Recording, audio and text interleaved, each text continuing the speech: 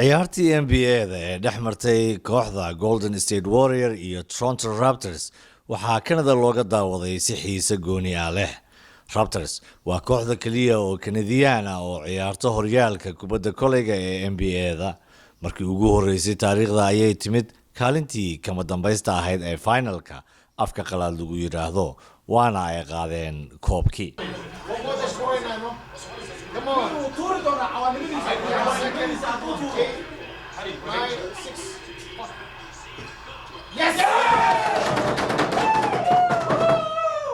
Edmonton waxa ay ka mid tahay magaalooyinka ay Soomaalida Canada ku badan yihiin. Waxaa Soomaalida degan ka mid ah ciyaartooydii hore ee Soomaaliya ee ciyaaraha kala duwan. Ciyaartooydaasi waxaa ka mid ah Maxamed Sheekh Muuse oo aan ciyaarta wada fiirsanay. Maxamed waxa uu horey ugu ciyaari jiray kooxdii kubadda koleyga ee Soomaalida iyo qarankaba. 15 sano ee ugu dambeeyay waxa uu tababaro kooxeed ka ahaa dalka Qatar, isaga oo sidoo kalena soo hogaamiyay xulka qaranka ee Kenya iyo gabdhaha qaranka Soomaaliya sanadkii 2011.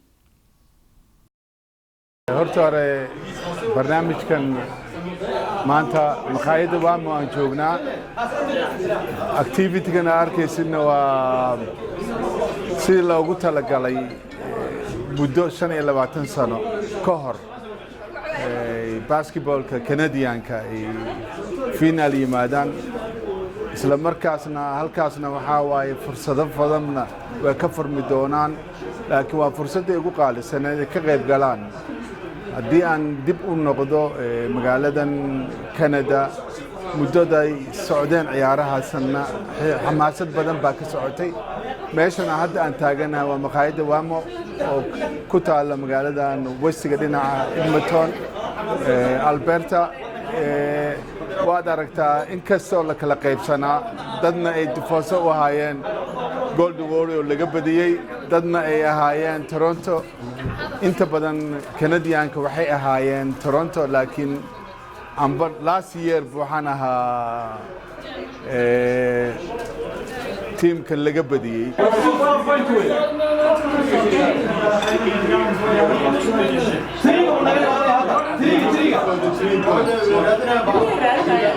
ciyaartani waxay ahayd midii lixaad ee ciyaaraha toddobada ah ee kama dambaysta ah oo ay dheelaan kooxaha isku soo hara. maxaa keenay in la isla soo gaaro kaalintan iyo ciyaarta lixaad? horta hore macallin kastaba systemkiisa iyo balaankiisa ciyaartii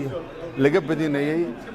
cilada waxaan ani shakhsiyan u arkaya macallinka oo time out qabsan kara iyo nasasho u geliya laacibkii iskoorka u hayay. shalay baa laga hadlayay 28 macallimiin oo Edmonton joogta. jaamacadaha waxaan laga tilmaamayay ciyaartii si looga badiyay waxaana ka hadlayay Basketball Federation-ka Canadianka. khaladka dhinaca macallinka muu ahaa waxaa la cadeeyay dhinaca macallinka inuu ahaa ciyaartii laga badiyay laakiinse raggan tartamayay ciyaar labada macallimiinba laba macallimiin kala khibrad badan bay ahaayeen. macallinka Toronto waa nin ku cusub playoff-ka laakiin macallinka kale nin khibrad badan u haystay buu ahaa. tan lixaad maanta caawa dhacday sida aad arkaysid. horta kubaddan sideeda waa chess-ka la ciyaarayo macallin kasta iyo khidmadiisa ku xiran tahay iyo trainingkiisa laakiinse waxaa weeyaan tilmaamahana la tilmaamayo macallinka bedelidiisa iyo ciyaartooydiisa asaga horta system waxay dhahaan places baa jira oo loogu talagalay ninka macallinka inuu fahmi karo. haddaan u soo noqon ciyaartii maanta horta ciyaar aad u qiimo badan ahaan laakiin laacib wanaagsan oo aad ugu qiimo badan ayaa dhaawac ka noqday dhinaca kale xaqiiqda marka loo hadlo. isla markaasna hoos u dhigtay tiimkii kale laakiin sidan Canadianka maanta fursad weyn baa ka furmayso. awal waxay ahayd ciyaaryahanadoo dhanba inay aadaan Mareykanka koodii soo baxaba Yurub oo ka ciyaarayay. macallimiinta xataa waxay ahaayeen macallimiin u shaqo tagay Yurub laakiin fursadahan hadda dhalan doono waa fursad qaali ah. aniga shakhsiyan waxaan la kulmay ninkan macallinkan CEO-ga masaajoori wax badan buu ka bedelay ciyaartooyda arkayna asagaa keensaday lacag badanna kuma bixin laakiinse tiim kasta dhaqaalihiisa ku xiran tahay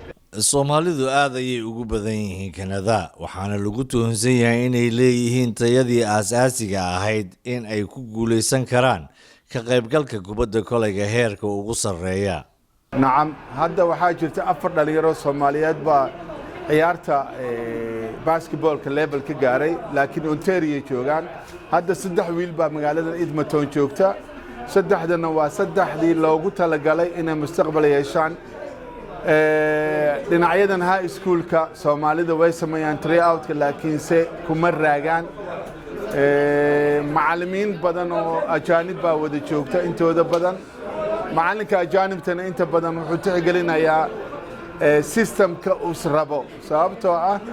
systemka uu rabo macalinka waxaa weeye system ah discipline inuu 6 in the morning yimaado trainingka galaaskii 2 saacadii bar 7:30 uu galo fursado qaali baa furmayo maanta waxaa jirta 4 wiil oo ka ciyaara Ontario hadday helaan waxay dhahaan individual skill coach hadday helaan insha Allah meel baan gaaraya laakiin Ontario waa westiga ma joogaan westiga aniga waxaan la kulmay ilaa dhalinyaro yar oo 19 jir ah waxaan la kulmay 6-8 ay wiil Soomaaliyeed oo 17 jir ah laakiinse policy yarna wuu iska jiraa laakiin xafiiska ugu weyn oo Canada basketballkana Edmonton ku yaala horta taas in la ogaado jaamacadihiina hadda maadaama aan muddada ay ku dhex jiraan ciyaaraha fursado qaali baa furmi doona hadduu ilaa raali ka dhigo dhinaca Soomaalida community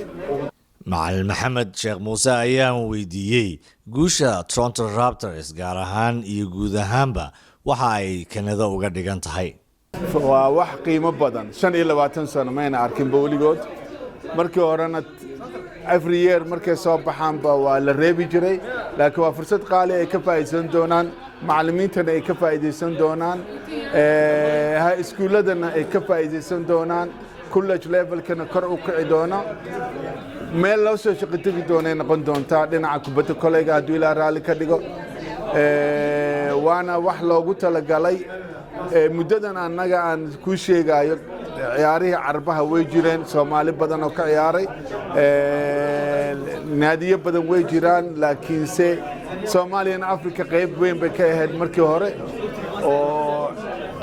mar bay qaadan ciyaarihii African Champion carabta iyaga qaaday Soomaaliya laakiin wax aaminsan ma jiraba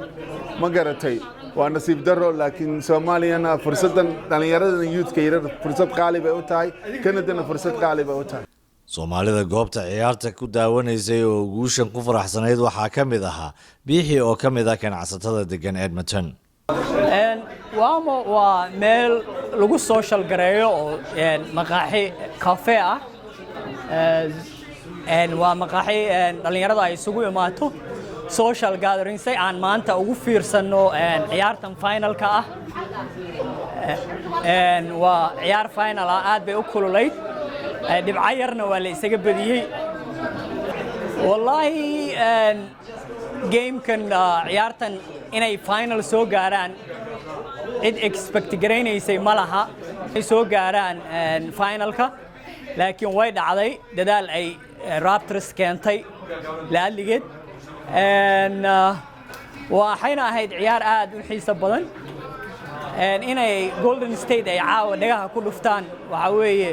25 sano ka hor baa ugu dambeysay waxa weeye Canada is known in the world this is history reveals so we are proud Canadian waxaa kale oo dareenkooda nala wadaagay Samsam Wama oo ah mulkiilaha maqaayadda Wama ee ku taala bartamaha Edmonton iyo saaxiibadeed Abshira maanta meesha waa joogeen dadka ma sha Allah way baashaalayeen happy bay hayeen buuq anaga xataa xamaasdeen oo kacday mara cuntada gubi gaaray xataa sida ay u qeylinaayeen marka ma sha Allah wallahi aad weekend dhanba waxa waaye ciyaarta saaid ay u socotay faraxa dadka ka muuqato ma maleynaysid ma fahanteen dhinaca bulshadana aad aan fiiriyaa dhinaca businesskana aad aan u fiiriyaa ma sha Allah dadka happygooda aniga ku faraxsanahay ma sha Allah waxa waaye Canada inay guuleysatay aniga sidaas araba ma baade marka business kana aad u socdaa ma sha Allah welcome to Wamo gubad ma aha wax walba laga daawadaa ma fahamtay dadkan way imaadaan waxna way iga gataan farxadda ka muuqato wajigooda ma maleynaysid inaba caadi ma aha ciyaartii dhex martay Toronto Raptors iyo kooxda Warriors ma ahayn mid dhanka Canada Toronto oo kaliya laga taageerayay waxa ay ahayd ciyaar u dhigantay inuu ciyaarayay qaranka dalka Canada oo waliba ciyaartii kama dambaysta ahayd NBA-da soo gaaray ugu dambeyntiina ku guuleystay